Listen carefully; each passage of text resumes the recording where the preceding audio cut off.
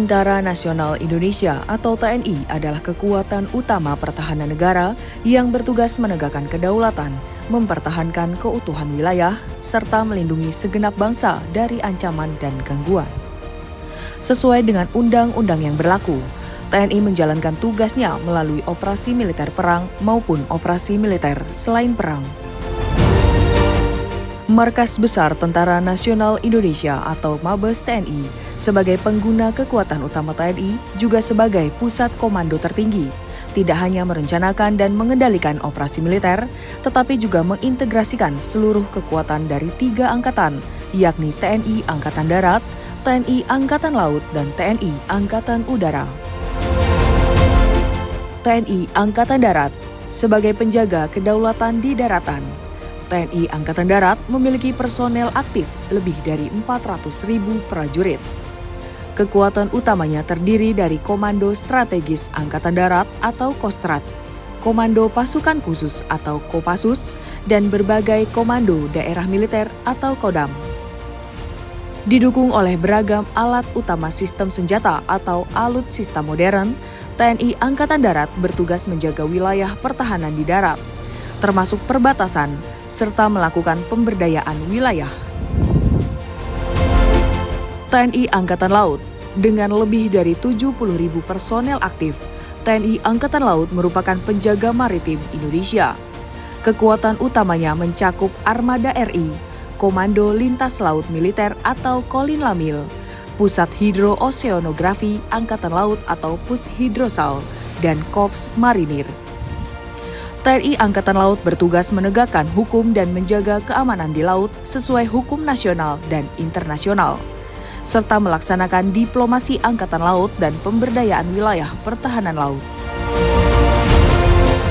TNI Angkatan Udara bertugas menjaga kedaulatan ruang udara Indonesia dengan kekuatan lebih dari 30.000 personel aktif. Kekuatan utamanya didukung oleh pesawat tempur, pesawat angkut, helikopter, radar, sistem pertahanan udara, dan pasukan khusus Komando Pasukan Gerak Cepat atau Kopasgat. Tugas pokok TNI AU adalah menegakkan hukum dan keamanan di udara, serta pemberdayaan wilayah pertahanan udara. Mabes TNI selaku pengguna kekuatan dalam rangka operasi perang maupun selain perang, menggunakan kekuatan terpadu, terpusat, dan kewilayahan dengan tujuan memenangkan setiap operasi peperangan atau pertempuran dan menjamin keberhasilan tugas pokok TNI dalam rangka menjaga tetap tegaknya kedaulatan negara, keutuhan wilayah, dan keselamatan bangsa.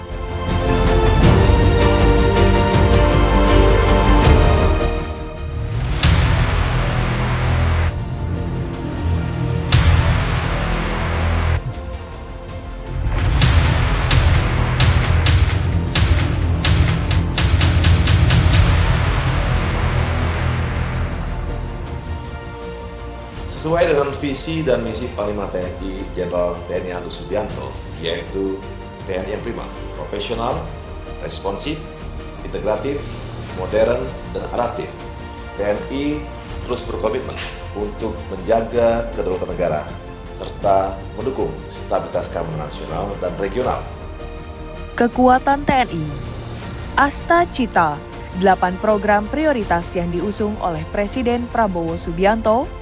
Dalam visi ini, pertahanan negara menjadi prioritas bukan hanya untuk kekuatan militer, tetapi juga untuk menegaskan kedaulatan, martabat, dan kemandirian bangsa. Untuk mewujudkan Asta Cita tersebut, TNI memfokuskan pada strategi pertahanan 5 pulau terbesar sebagai pilar utama kedaulatan: Sumatera, Jawa, Kalimantan, Sulawesi, dan Papua. Sumatera sebagai gerbang barat menjadi fokus utama TNI Angkatan Laut dengan alutsista modern kapal perang TNI Angkatan Laut juga marinirnya. TNI Angkatan Laut terus memperkuat patroli di Selat Malaka dan Samudra Hindia, menjaga jalur laut vital agar tetap aman.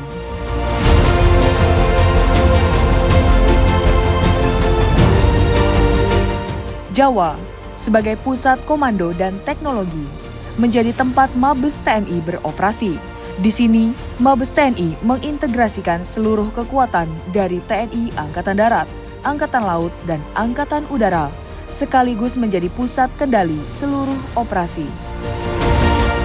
Kalimantan, dengan perbatasan darat terpanjang, dijaga oleh TNI Angkatan Darat. Selain mengamankan patok perbatasan, prajurit TNI Angkatan Darat juga berperan sebagai agen pembangunan dan kesejahteraan masyarakat di wilayah perbatasan. Sulawesi, sebagai poros tengah, TNI Angkatan Laut dan TNI Angkatan Udara bersatu padu mengawasi alur laut dan udara, menegakkan hukum, dan menjaga keamanan wilayah laut dan udara nasional.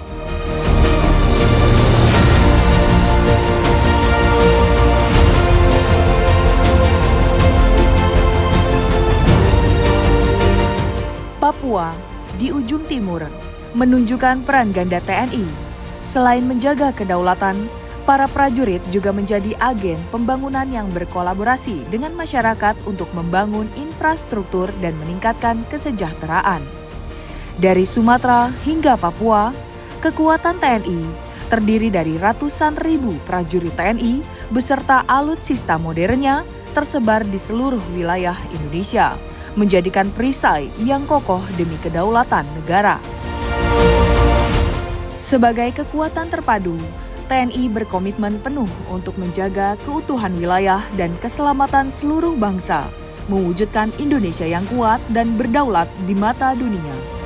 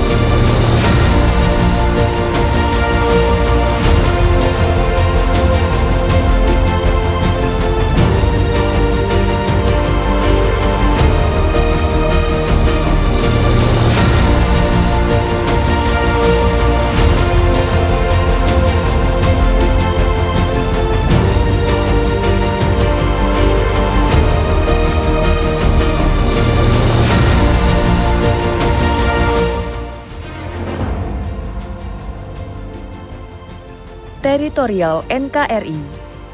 Indonesia adalah negara kepulauan yang sangat luas dan unik, mencakup daratan, lautan, serta ruang udara. Seluruh wilayah ini merupakan cerminan jati diri dan kedaulatan bangsa yang setia dijaga oleh TNI. Di daratan, TNI Angkatan Darat berfungsi sebagai benteng terdepan. Prajurit TNI Angkatan Darat bertugas mengamankan perbatasan, menjaga wilayah pedalaman, dan memastikan setiap jengkal tanah tetap aman. TNI Angkatan Laut memiliki tanggung jawab untuk melindungi wilayah laut yang sangat luas.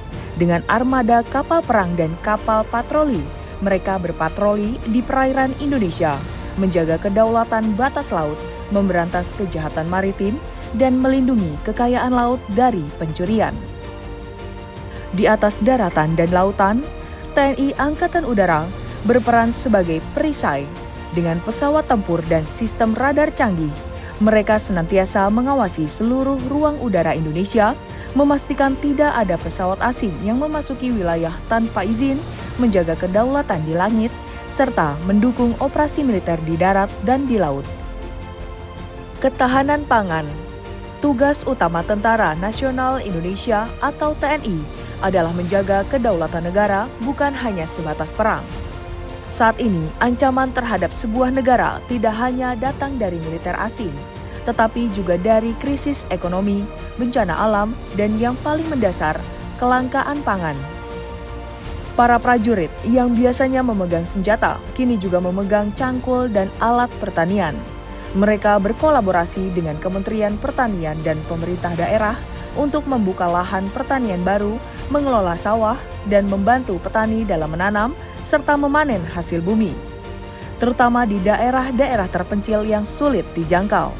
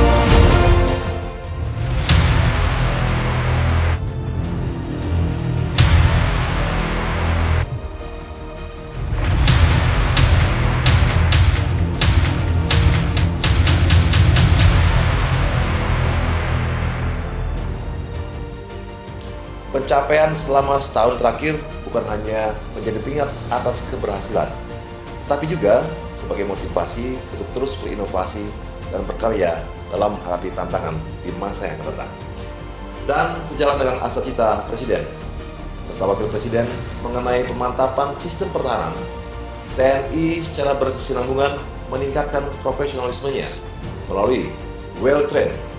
TNI terus mengasah kemampuan prajurit melalui latihan matra, latihan gabungan antar matra, bahkan latihan dengan negara-negara lain seperti Super Garuda Shield yang melibatkan 17 negara, latihan bersama Marindo antara TNI AD dan Tentara Malaysia, latihan Patek, Korps Marin TNI AL, latihan Angkasa Yuda TNI AU, serta latihan multilateral RIMPAC yang bertujuan untuk meningkatkan interoperabilitas, diplomasi militer, dan kesiapan tempur. Yang kedua, yaitu well-equipped. Penyediaan perlengkapan yang memadai menjadi prioritas untuk meningkatkan efektivitas tugas dan keselamatan prajurit. Yang ketiga, well-paid. Kesejahteraan prajurit ditingkatkan melalui pengajuan tunjangan kinerja dari yang semula 70% menjadi 90% dalam proses di DPR. Kenaikan gaji TNI sebesar 8%, kenaikan tunjangan Satgas Papua menjadi 65.000 sehari, dan pembangunan rumah dinas.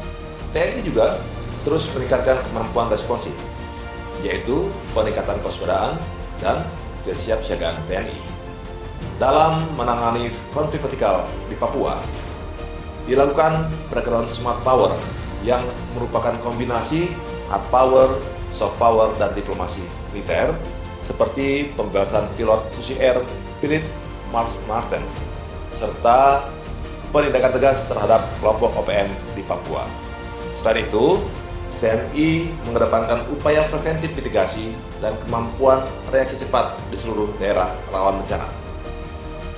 TNI terus memperkuat diplomasi militer dengan negara-negara sahabat dan mengoptimalkan kemampuan teritorial TNI untuk menciptakan stabilitas wilayah, meningkatkan ketahanan nasional, dan mendukung percepatan pembangunan.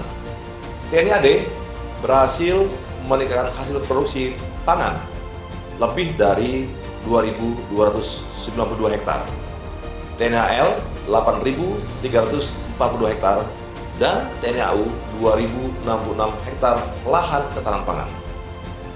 Melalui program Makan Bergizi Nasional, TNI telah merekrut dan mendidik lebih dari 2.000 sarjana penggerak pembangunan Indonesia atau sering disebut SPPI untuk mendukung program makan bergizi gratis di seluruh wilayah Indonesia. Jumlah ini dapat ditingkatkan sesuai dengan kebutuhan dan skala pelaksanaan program. Sebanyak 351 kodim, 14 lantamal, dan 41 lanut telah disiapkan di seluruh Indonesia sesuai dengan daerah sasaran prioritas yang ditentukan oleh pemerintah. Dalam upaya menyediakan akses air bersih kepada masyarakat di wilayah terpencil atau sulit dijangkau, TNI melalui program TNI Manunggal Air telah berhasil membangun 3.351 titik air di berbagai wilayah di Indonesia dan memberikan manfaat langsung kepada 1.242.000 jiwa. Kemudian, program Tentara Manunggal Masuk Desa (TMD) merupakan inisiatif kolaboratif yang dilaksanakan oleh TNI bersama pemerintah daerah untuk mempercepat pembangunan di pedesaan, terutama di wilayah terpencil. Program ini mencakup pembangunan infrastruktur seperti jalan, jembatan, sekolah, dan fasilitas umum lainnya, serta kegiatan-kegiatan sosial seperti penyuluhan, kesehatan, pendidikan, dan pelatihan keterampilan.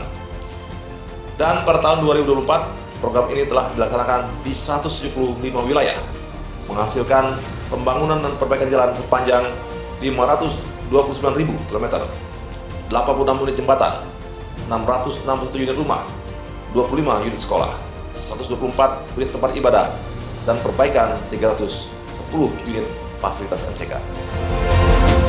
Pada tahun 2024, TNI terlibat dalam penanggulangan bencana sebanyak 563 bencana, termasuk banjir, kebakaran, gempa bumi, tanah longsor, dan lainnya. TNI juga selalu proaktif dalam operasi pencegahan, menggagalkan berbagai penyelundupan ilegal, narkoba, TKI, perdagangan, perdagangan liar, serta penyelundupan satwa yang berhasil menyelamatkan jutaan jiwa.